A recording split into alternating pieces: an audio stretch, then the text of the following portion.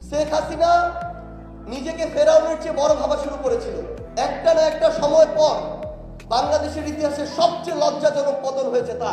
এমন অনেক শহীদ পরিবার রয়েছে যারা তাদের জায়গায় এখন মামলা করেও ভয় আছে। এই অন্তর্বর্তীকালীন সরকারের সবচেয়ে বড় দায়বদ্ধতা, এই একটা জায়গায় যদি আমরা সফল না হই, দৃশ্যমান বিচার আমরা না দেখতে পাই, বাংলাদেশের ইতিহাসে এই 24-এর অভ্যুত্থানে সবচেয়ে বড় সীমাবদ্ধতা হয়ে থাকবে এটি, এবং এর দায় আমরা কোনোদিন কেউ উপেক্ষা করতে পারবো না। আজকে আমরা দেখছি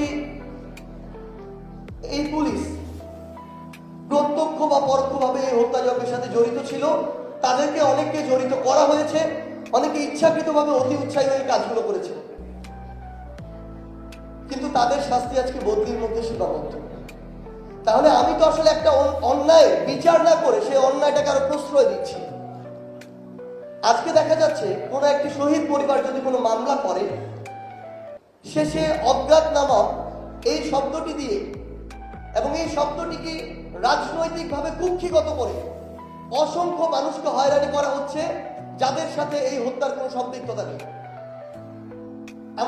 এমন অনেক শহীদ পরিবার রয়েছে যারা তাদের জায়গায় এখন মামলা করেও ভয় আছে।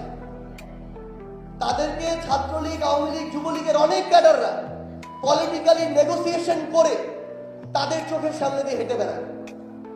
এই নেগোসিয়েশন হয়েছে টাকার বিনিময়ে, হয়েছে জনশক্তি সাপ্লাইয়ের বিনিময়ে। কোথায় সাপ্লাই দেয়? তাদের মিছিলে। আমরা একটা জিনিস শুধু বলতে চাই, পাপ কখনো বাপকেও ছাড়ে না।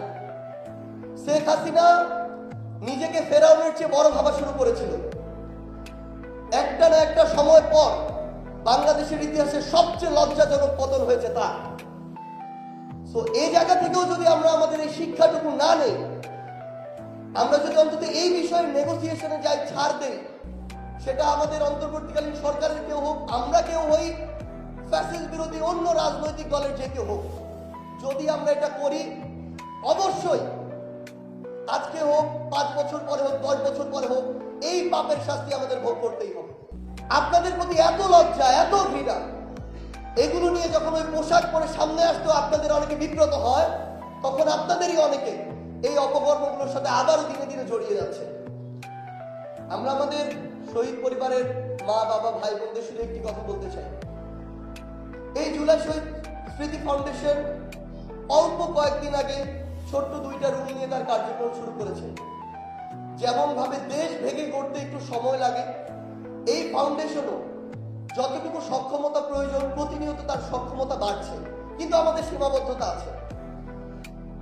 আমরা এখন পর্যন্ত আমাদের ভেরিফাইড MIS এর শহীদ হচ্ছেন 859 জন।